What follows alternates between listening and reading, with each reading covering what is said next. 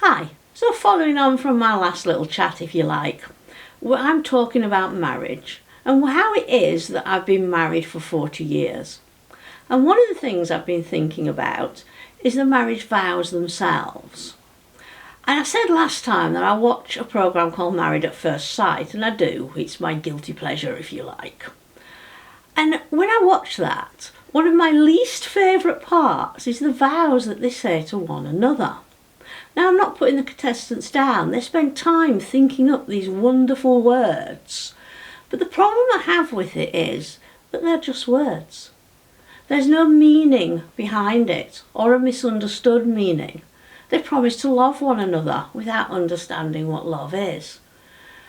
But the marriage vows given us by God, they have real meaning.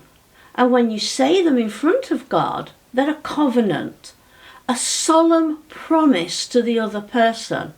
And when you make that solemn promise, it's binding.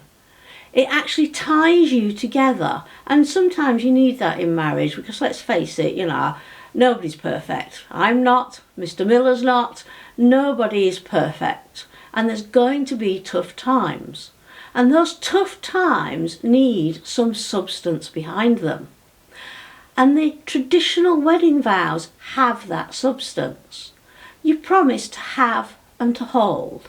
And when you hold somebody, you take them into your arms gently. And that's what holding is. You look after them. You cherish them.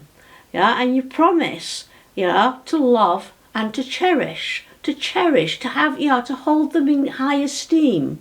Not to put them down, but to look after them, to give, for rich or for poorer. Now that's a difficult one because if you are struggling with money, that's a lot of stress on you and your partner.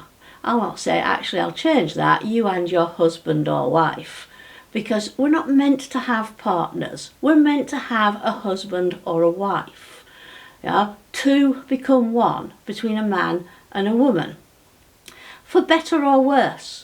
Again, I was looking at through Facebook and something popped up about somebody saying their husband had left them when they became terminally ill because he couldn't cope. But when you've made the promise to be there, it means something else. There's deeper understanding. And you've made this promise before God. So having done that, it's harder to break that promise. Marriage isn't a civil partnership. It's not living together, and it's not a meaningless piece of paper. It is a solemn, binding promise that keeps you in the tough times and that you can refer to in the good times. I said me and Douglas have been married for 40 years. In those 40 years have definitely had their hills and troughs. But everybody does. If you truly want a lasting relationship that means something, then look again at your vows and remember you made them in front of God. Look again at your partner, your husband or wife. See, even I'm saying it because of the cultural influences. But look again at your husband or wife and see not the bad things, see the good. Look for their positives. Look for what they do for you. Look for how much they care for you, consider you, and actually change what they do because of you. Don't look at the negatives, because when you look at the negatives, you let something into your heart that's judgmental. Would you want them to judge you that way? Think of how you can make your marriage stronger. Thank you.